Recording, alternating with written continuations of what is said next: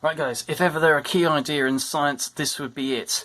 Now, in terms of this particular key idea, this is called the particle model. There's very few areas of science that this doesn't touch in any way.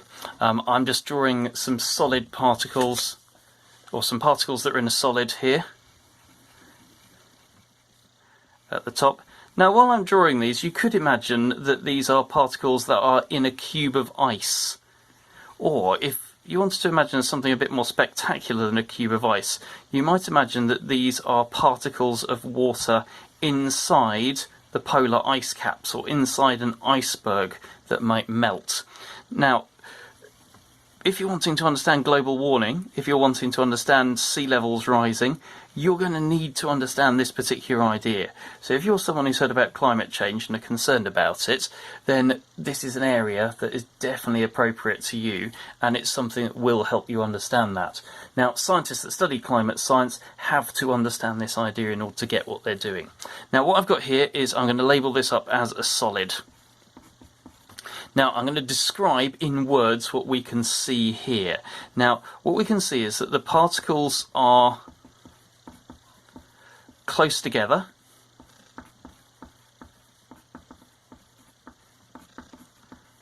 Now, when you're drawing these particles, you need to show them touching. If you don't show them touching, then you can end up losing some marks in this area. Now, you'll notice that I've drawn a load of particles that are shaded in because that shows up better on the camera. If you're going to draw these yourself in a test, I'd recommend not showing them shaded in, for the reason that it's much, much easier to show that they are touching here. Okay, now you'll also see that they're in what we call a regular arrangement.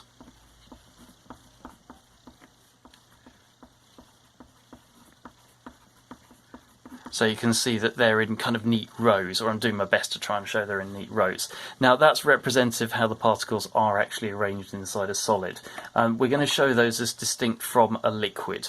Now, the fact that there's this regular arrangement and the fact they're close together and they're touching helps explain some of the properties of solids, like, for example, that they have a fixed shape. Now, when we draw a liquid, we're going to show something that looks very similar but is not identical. I'm going to show lots and lots of particles close together. I'm going to show them touching, but they're not going to be in any sort of regular arrangement. Now, there's a very common error that people make when drawing the particles in a liquid, and that's that they draw the particles a little bit further apart than they are in a solid. They need to be touching, they need to not be in a regular arrangement. Now, if you are drawing a solid and a liquid and you've got to draw both of them, then it is actually quite a good idea to draw a container. So I'm going to draw a little container here showing a distinction between the particles in a solid and the particles in a liquid. So I'm going to show all the particles in a liquid here, and they're actually going to take the shape of the container. Now, if I draw the particles in a solid and I put them in a container like a beaker, I can show that they don't take the shape of the container. So they're not filling the whole container, they've got their own specific shape.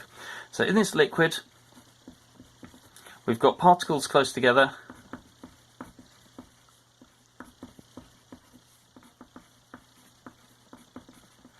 and they are touching, but there's what we call an irregular arrangement.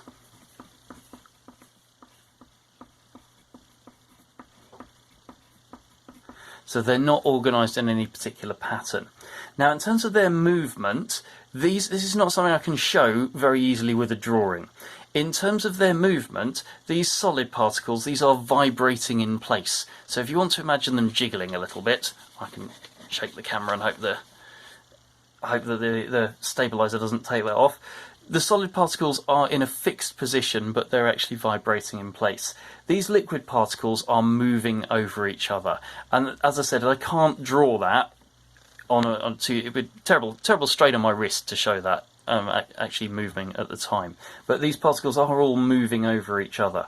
So a good idea would be to imagine that you've got basically some people standing in neat rows, I don't know whether you want to imagine they're in a queue, but you've got people standing in neat rows, perhaps they're all trying to squeeze in for a school photograph, and these are some people who are all trying to jiggle around, perhaps to fit through a door to get into lunch in some way. So they're still close together, they're still touching, but they're not in that regular arrangement. Now the last one, I'm going to draw a gas. I'm actually going to draw a box around this one to start off with. I can put these in boxes as well, just for a little bit of neatness. I'm going to start with a container for my gas, and I'm just going to move this over a little bit so you can see. Now in terms of my gas, I'm going to show my particles are not touching, they're far apart, and if it's helpful to you, you can show that they're moving. Okay, so these particles are actually moving very, very fast. If you've got a container, some of these particles will be crashing into the walls of a container and bouncing off again.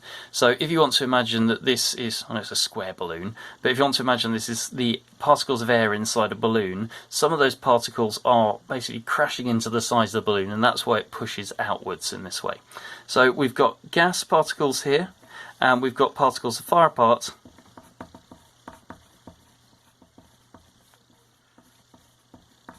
They are moving very fast, and they are not touching, though we do have collisions. So these particles can crash into each other, and these particles can crash into the walls of any container that are happening. Now what we're going to do is we're going to try drawing up in a table something about how these arrangements actually explain some of the properties of solids, liquids and gases. So if you've got some examples of solids, liquids and gases, you can test between them. Okay guys, I've got some objects here that I want to show you just to demonstrate some properties of solids, liquids and gases. Now got a watch here which has got some solid parts to it. Now solids have fixed shape and they have fixed volume. Now obviously we've got some parts of my watch here which are obviously, they seem tougher than others. This bit, I know I could break it with a hammer, but this bit is going to stay the same shape. Now I've got some parts of my watch which we call solids, and there is some flexibility in that solid, but what we'd say is that, I know I can see it springing back into a specific shape, but also it's got a fixed volume as well. That volume is going to stay the same. It's not going to get bigger, it's not going to get smaller. Now in terms of liquids, I've got some liquid hand sanitizer here. Now in terms of this liquid hand sanitizer, it will take the shape of its container. Now I'm going to be careful with this because I don't want to spray flammable liquid everywhere, but if I squeeze this, I can't actually squeeze it very easily, and when I'm squeezing this, I'm not actually squeezing the liquid at all. I'm compressing the air that's in the top. But yeah, you can't compress liquids, you can't squeeze them any smaller. If you've got a water pistol and it works like a super soaker, then what you've got to do is you've got to compress the air in it. It won't work properly if it's completely full of water because you can't compress it. But with this one, when I squeeze it, I'm squeezing the air, I'm not squeezing the liquid that's in there. In contrast, I've got gas inside this dog toy here, so I can compress this gas and it will spring back out again. Okay, so I can compress the gas, I can make it into a smaller volume, and when it comes back, it'll go back into a larger volume. Now, I've got the hand sanitizer for a reason. The interesting thing is that lots of substances do actually change easily from solids to liquids to gases, and this hand sanitizer is a good example. Now, I'm just pouring a small amount of this on here, and this is 70% ethanol here. This is 70% ethanol alcohol, and you can see in my hand that my hand is slightly wet. You can see the shininess there. Most hand sanitizers say rub your hands together, and what we notice very, very quickly is that there is no sign of the ethanol there anymore. The ethanol has evaporated. Faster than water, ethanol is a liquid, this is liquid ethanol. Faster than liquid, this will evaporate and turn into a vapour. Now, what's the difference in a vapour and a gas? they're basically in the same state. We talk about a vapor being something that forms before its boiling point. If we get that hand sanitizer to about 70 degrees, all of it will become a gas. When it's on my hands, which are going to be basically 37 degrees C, that's going to give enough energy for it to evaporate. Now, I want to finish up by using a candle. Now, there's lots and lots of things going on when a candle burns. But at the moment, we've got wax in there that is a solid. Now, when we get it hot,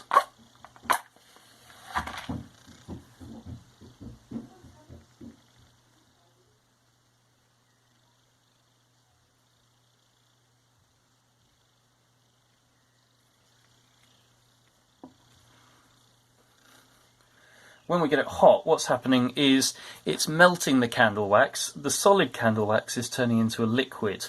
Now, there's an awful lot of science that goes on while a candle burns. If you want some things to do in your spare time, just Google when a candle burns.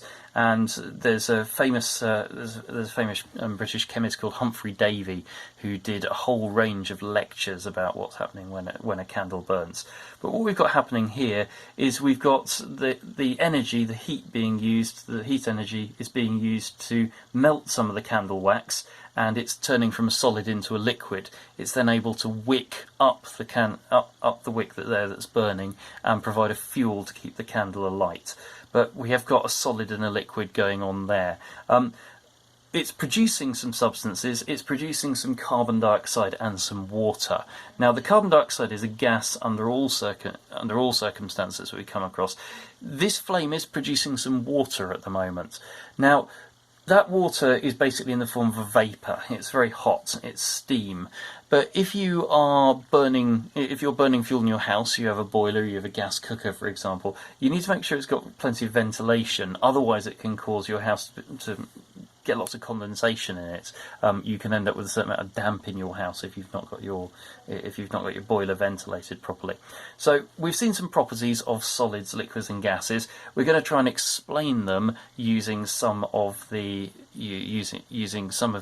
ideas about particles that we've got here.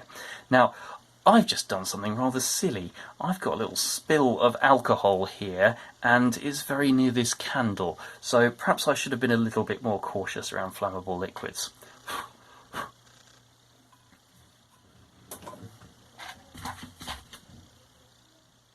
Right, I like tables, so I'm basically using I'm basically going to be using squared paper here.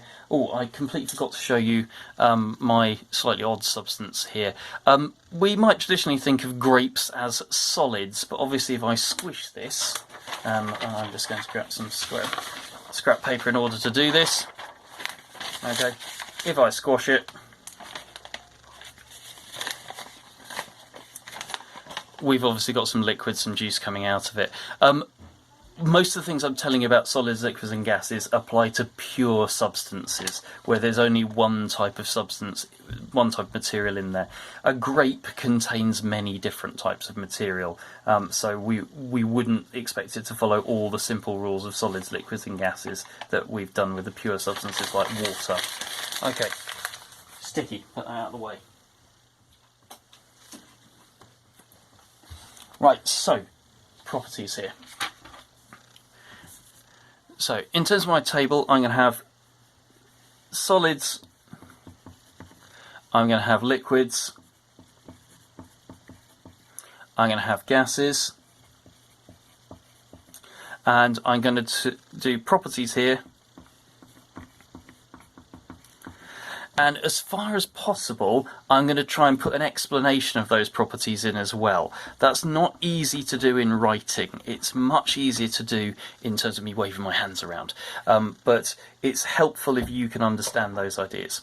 Right, in terms of properties, what we've got is we've got a fixed shape, we've got a fixed volume. Now, why have we got a fixed shape and a fixed volume? Well, going back to the picture that we drew, we've got these particles very, very close together. Now, they're in this regular arrangement. That means that they will hold their shape. They're not moving over each other. The particles are fixed in place here. So if we wanted an explanation for this, we can say that the particles are particles are fixed in place. Okay, in terms of fixed volume, this particular volume, we can't squeeze it. We can't squidge all those particles into a smaller space, nor can we pull them apart because there's some forces between them here. So in terms of this fixed shape and this fixed volume, we can say our explanation is that the particles are close together.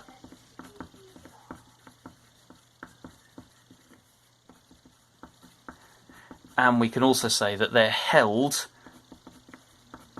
by strong bonds. So if I'm trying to pull those particles apart to change their volume, that's going to be very, very difficult because of the forces that are acting together with them. Okay, now when we say about this fixed volume, we add in this phrase of can't be compressed.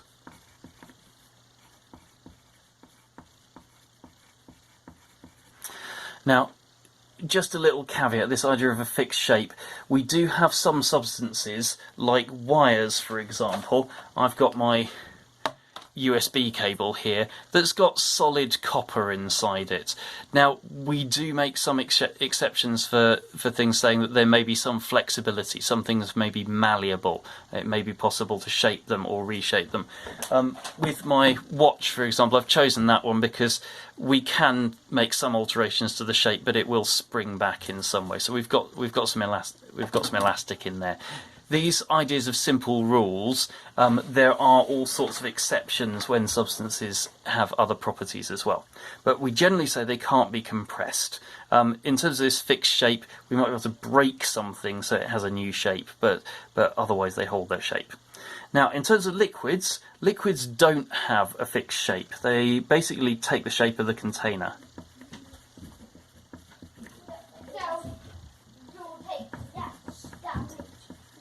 So I showed you that hand sanitizer, for example, as tipping around. If I pulled it into a different shaped container, it would take that particular shape. Now, in terms of fixed volume, they do have that fixed volume. And they can't be compressed.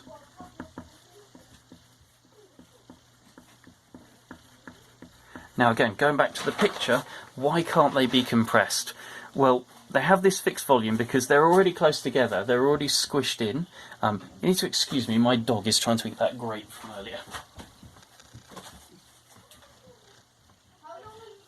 And if any of you have dogs, you'll know that dogs, grapes can be completely lethal to them.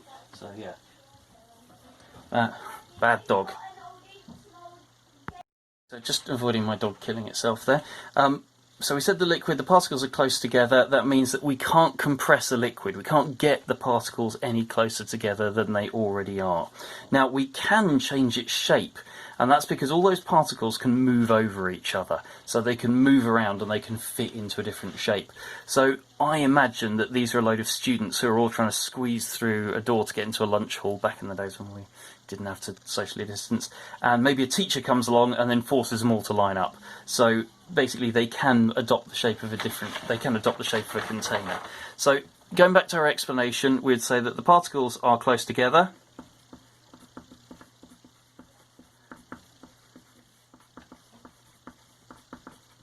So that's why they can't be compressed. And in terms of taking the shape of the container, we can say particles can move over each other.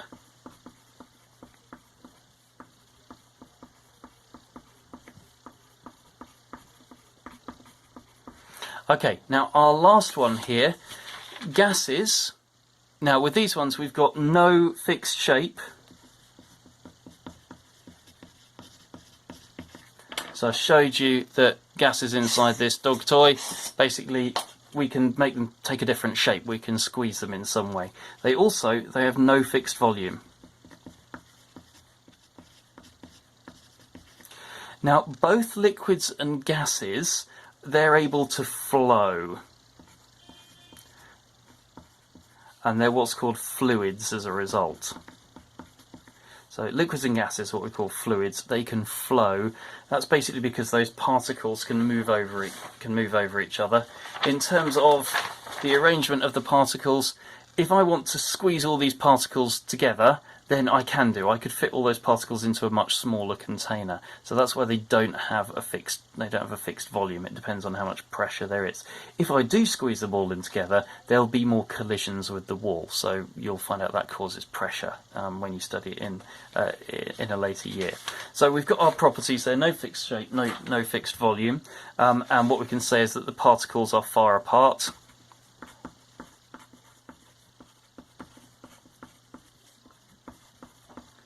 And we've said they can be compressed.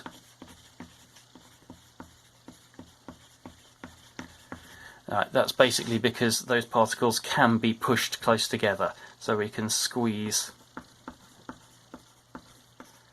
particles together.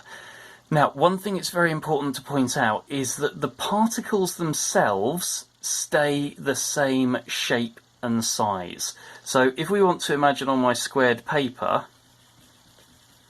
that the particles look like this in a gas, they are the same size if they're in a liquid. So there's no difference in the particles themselves, just in terms of how far apart they are and how much they're moving here. And now, in terms of the gases, we haven't said anything about the particles moving. If we're looking about that idea of flowing, okay, so why do particles in liquids and gases flow? This is because particles can move.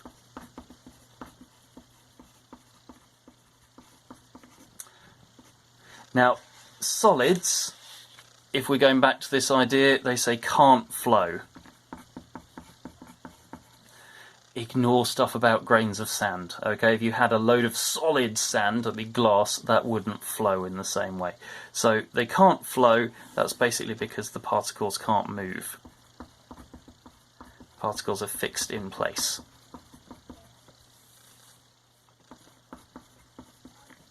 Okay, so I've got to the end of this and I haven't killed my animal. Right, hope that makes sense, guys. Cheers. Now, what we want to do is, obviously, we want to make sure that we test ourselves on these particular ideas.